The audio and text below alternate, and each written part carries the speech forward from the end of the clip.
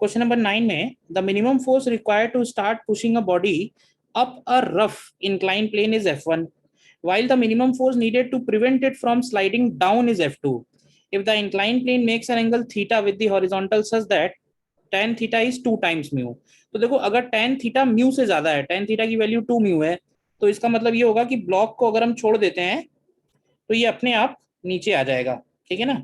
तो हम एक इंक्लाइन प्लेन बना लेते हैं, देखिए ध्यान से। ठीक है, ये इसके ऊपर ब्लॉक हो गया, लेट्स से मास m। अब देखो क्वेश्चन में क्या कह रहा है, दो अलग अलग सिचुएशन है,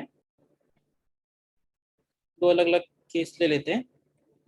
पहले केस में कह रहा है minimum force required to start pushing a body up a rough incline plane, मतलब हमें अगर ऊपर की तरफ इसको ले जाना है तो मिनिमम फोर्स F1 है। तो देखो मिनिमम फोर्स अगर ऊपर की तरफ ले जाना है तो एक बात ध्यान से समझना कि ऊपर की तरफ ले जाने वाले केस में इसका mg साइन थीटा भी नीचे की तरफ लगेगा और इस पे म्यू mg कॉस थीटा भी नीचे की तरफ लगेगा।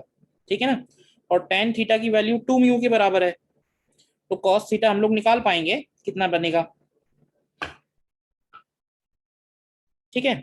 सिमिलरली कह रहा है कि while the minimum force needed to prevent it from sliding down, तो देखो जब इसकी टेंडेंसी नीचे की तरफ स्लाइड डाउन होने की होगी तो उस वक्त इसके ऊपर फ्रिक्शन इसको रोक रहा होगा। रोक रहा होगा मतलब फ्रिक्शन ऊपर की तरफ लग रहा होगा, तो फ्रिक्शन की वैल्यू हो जाएगी mu M G cos theta ऊपर की तरफ, और हमें मिनिमम फोर्स कह रहा है F2 है। तो इन दोनों एफबीडी से F1 और F2 निकल के आएगा।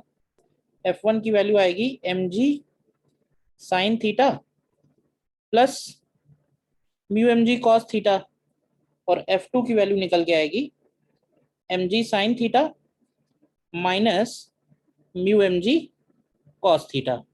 तो अगर हम इनका रेशियो लेते हैं F1 अपॉन F2, तो इसमें देखो mg तो कैंसिल हो ही जाएगा। अगर हम cos थीटा कॉमन लेके वैल्यू निकालें, cos थीटा कॉमन ले लें, तो ऊपर आएगा tan थीटा प्लस म्यू और नीचे आएगा tan थीटा माइनस म्यू, और tan थीटा की वैल्यू 2 म्यू दी हुई है, तो ऊपर 3 म्यू आ जाएगा, नीचे म्यू आ जाएगा, यानी कि 3 इसका रेशियो आ जाएगा। Option D.